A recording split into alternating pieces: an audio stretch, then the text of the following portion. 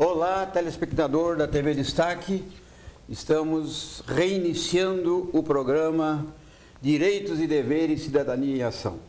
Esse programa que apresentamos já há algum tempo e que, para alegria nossa, atendendo um convite do Geraldo Júnior, estamos novamente trazendo essa oportunidade para discutirmos questões importantes, trazendo informação.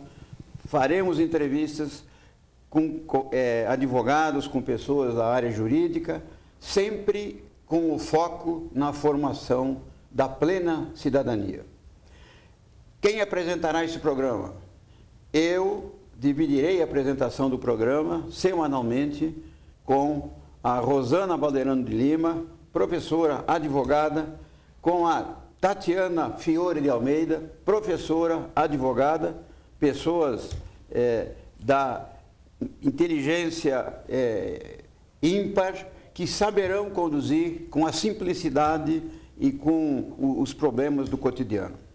Agradeço nesse primeiro programa ao Fernando José, ao Daniel Sampaio, que estão aqui com o trabalho na gravação, e mais uma vez ao Geraldo Júnior, que nos dá essa oportunidade. O programa tem a produção do Prolege Site Jurídico e o apoio da Ordem dos Advogados, subseção Guarulhos. Hoje, excepcionalmente, começamos entrevistando uma das apresentadoras do programa. E tem uma razão especial. Vivemos um momento muito rico na discussão da Previdência Social. Há poucos dias, praticamente, nova regulamentação, novas mudanças que deixaram os previdenciários, de uma forma geral, meio atônitos. O que eu tenho de direito? O que eu perdi de direitos? Então, Rosana, por favor, comece a nossa entrevista com a Tatiana, por gentileza, que vai nos trazer essas informações. Olá a todos, é um prazer estar aqui novamente. Dr. Clóvis Brasil, meu amigo, doutora Tatiana Fiore, também minha amiga. E eu fico muito feliz, de estar retornando a essa casa. Bom, a pauta de hoje, como o meu amigo Clóvis já colocou, é a reforma previdenciária. Então, há muita dúvida de como vai ficar, se as pessoas terão mais direitos, terão menos direitos. E, para isso, ninguém melhor do que a doutora Tatiana Fiore, que é especialista no assunto. Né, Tatiana? Então, obrigada, por estar aqui com a gente, vai estar com a gente, nos próximos programas. E eu queria abrir essa nossa entrevista te perguntando quais são as razões que levaram à edição da medida provisória 664 e 665, porque parece que tem toda uma contextualização em razão dos motivos que levaram a essa edição, as justificativas do governo, enfim. Fala um pouquinho para a gente sobre isso. Bom, primeiramente, muito obrigado, por estar retornando a esta casa da TV Destaque, a este programa Direito e Deveres. É uma alegria imensa estar partilhando com o Dr. Clóvis e com a doutora Rosana dessa experiência que é fantástica na nossa vida e poder estar com vocês aí na residência, acessando os lares de vocês e podendo esclarecer um pouco dos direitos que nós temos, que muitas vezes ficam um tanto quanto conturbados em diz que me diz, de reportagens, de conversas. A gente acaba ouvindo o que um fala, o que o outro fala e a gente às vezes não sabe ao certo o que acontece. Bom, pegando a deixa da pergunta da doutora Rosana, o que aconteceu? Nós, segundo os dados gerados, isolando uma crise política que nós vivemos, financeira no país, que não existe, é tudo coisa da nossa cabeça, mas a criação dessa medida provisória, segundo a própria legislação, no dia 30 de dezembro de 2015, aos 45 minutos do segundo tempo, já praticamente encerrando o jogo de 2014, na calada da noite, assim, praticamente, que as coisas acontecem, a gente pensa melhor à noite, Então, criaram essas duas medidas, com base no artigo 62, que diz que pode ser criadas com questão de urgência e emergência uma medida provisória que tenha força de lei para alterar direitos, inclusive direitos constitucionais.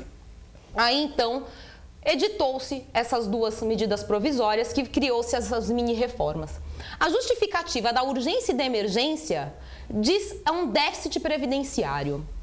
Esse déficit previdenciário, primeiro, pela questão de aumento salarial, falam que se aumentou, né, aumento de população, aumento da expectativa de vida de 62 anos para 74, né?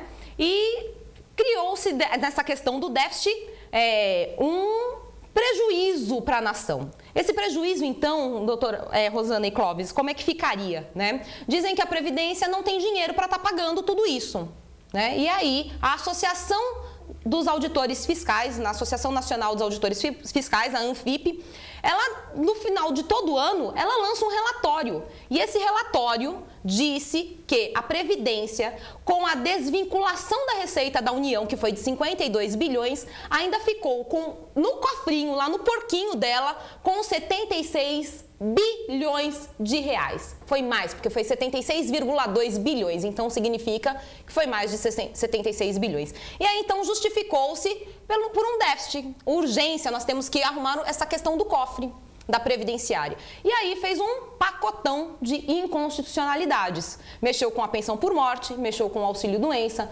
mexeu com o seguro-defeso, abono salarial, né? E o seguro-desemprego. Quer dizer, colocou tudo. Acrescentou-se na votação da Câmara e do Senado agora, né, recentemente, da aprovação ou não, que falta agora o veto ou a sanção da presidente Dilma, a questão do fator previdenciário, né, que era primeiro a exclusão, que agora ficou uma opção de fator previdenciário com a regra 85-95, e algumas peculiaridades que foram acrescentadas na pensão por morte. Mas vamos já deixar bem claro, é um pacotão de inconstitucionalidades que está acontecendo. Muito bem. Tatiana, vamos agora pontuar algumas questões para os telespectadores que digam respeito diretamente a cada um. Né? Certo. Porque cada um tem o seu probleminha junto com a Previdência.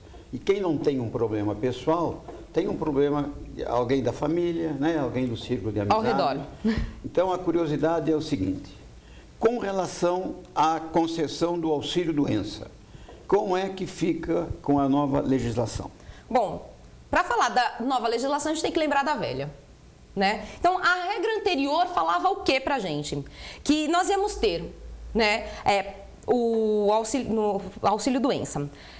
Passado 15 dias de você com uma enfermidade, o 16º dia, você estaria onde? Na Caixa. Não é assim que a gente falava? Eu vou para a Caixa? Então, você estaria na Caixa. Quem pagaria o teu salário? Deixaria de ser da empresa e passaria a ser do INSS. Como que seria calculado isso? Seria calculado através de uma média aritmética dos 80% maiores salários de contribuição e você teria o quê? Um percentual de 91% do que você estaria recebendo deste valor de benefício.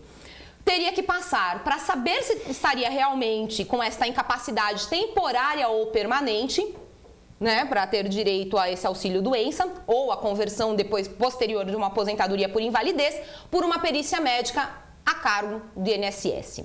Bom, como que ficou essa mudança? Que aí é onde agora a gente chega no problema. Bom, agora você tem que passar 30 dias recebendo o auxílio-doença da empresa. Então não é mais 15, passou para 30 dias. A perícia continua a encargo do INSS. Porém, né, o encargo do INSS agora é uma supervisão, né? Porque pode ser através da empresa, pode ser de serviços médicos de trabalho especializados, órgãos ou entidades públicas. Seria uma terceirização? Como se fosse uma terceirização dessa perícia médica. Essa é a palavra da moda agora. É a palavra da moda, tá e com uma série de problemas, mas não vamos entrar neles, pelo amor de Deus. Isso é uma outra hora. Senão a gente não dá conta de falar. Entrevista. Né? E aí, como é que vai ficar? Né? Agora, você não vai mais calcular com a média aritmética dos 80% maiores salários de contribuição. Vamos pegar as 12 últimas contribuições e vamos fazer uma média dessas 12 últimas contribuições. Então, quer dizer, tem um prejuízo financeiro do trabalhador com este cálculo e nós temos também aí já apresentando uma questão do, quer dizer, só vou ficar no INSS, na famosa Caixa, a partir do 30, não sei falar agora, fugiu. 30º. Do 30, passou 30 dias, você entra na Caixa. E a empresa vai ficar mais onerada. E a empresa fica mais onerada. Era a empresa. O que, de uma certa forma, também vai prejudicar os impostos recolhidos pela empresa. Não podemos deixar isso. FAP, SAT e todos os outros impostos aí que tem recolhimento. Entendi.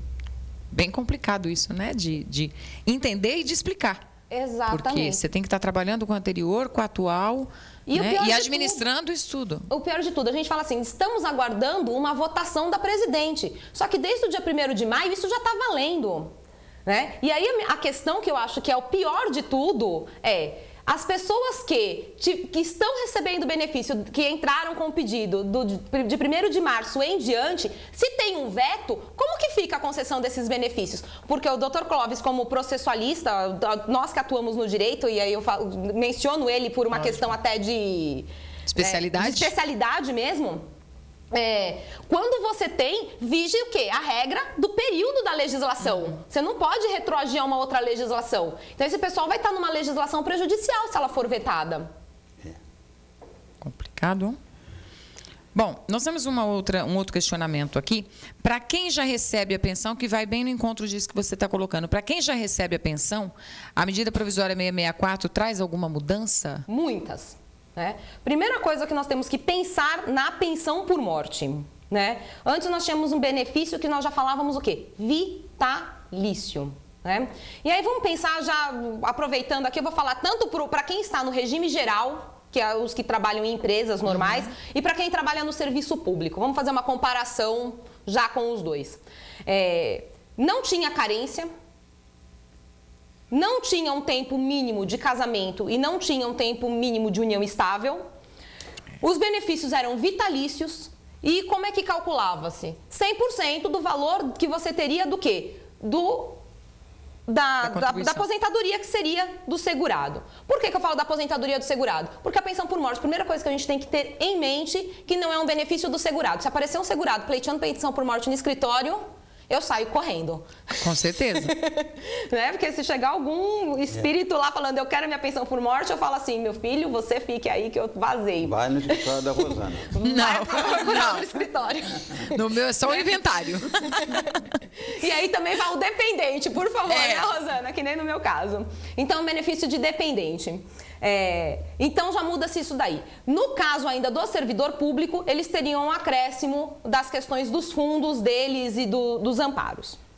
Bom, como é que fica agora? Agora eu tenho carência, eu tenho tempo mínimo de união estável ou casamento.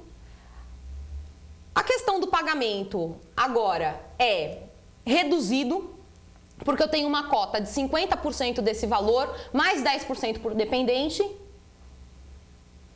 Né? Então, quer dizer, todo mundo vai estar recebendo, fala-se 50%, mas na verdade é 60%. E eu tenho a questão agora de idade, quer dizer, eu não tenho mais uma pensão vitalícia. Né? O dependente não é mais vitalício. Vai ser temporário. Então, acho que foram as grandes mudanças que nós tivemos na pensão por morte. Bem, nós estamos chegando ao final do primeiro bloco, né? Nosso programa terá 2 blocos de 15 minutos. E uma questão que eu gostaria de deixar para a doutora Tatiana responder já no segundo bloco, né?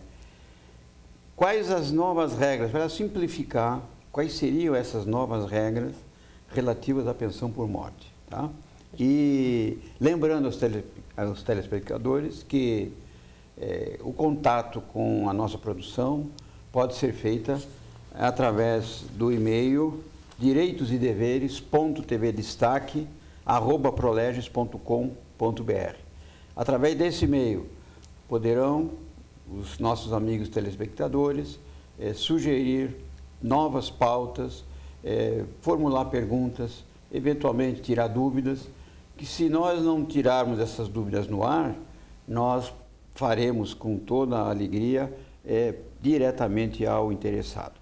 Então, vamos agora para um breve intervalo e no retorno a doutora Tatiana vai nos esclarecer então a respeito dessas novas regras relativas à pensão por morte, que é certamente a expectativa dos nossos telespectadores. Voltamos já.